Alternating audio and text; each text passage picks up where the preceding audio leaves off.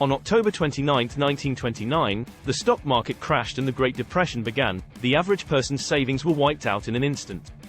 Discover the cause and impact of the 1929 stock market crash in this short video. In the 1920s, the stock market was on a bullish run, with investors buying stocks at increasingly high prices. However, this growth was not based on the actual performance of companies, but rather on speculation and optimism.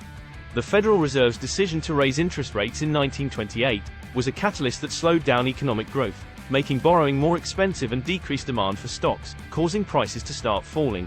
Many investors had borrowed money to buy stocks, and as the prices of those stocks fell, they were no longer able to pay back the loans.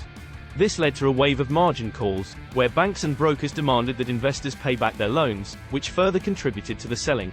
Additionally, many signs like high P/E ratios and widespread insider selling suggested that the stock market was overvalued and due for a correction.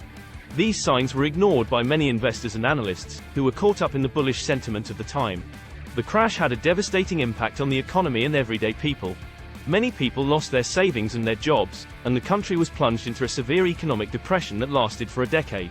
The crash also led to widespread bank failures, as many banks had invested heavily in the stock market and were unable to recover their losses.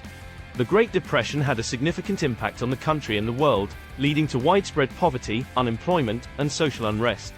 The crash of 1929 serves as a reminder of the dangers of speculation and the importance of caution in investing.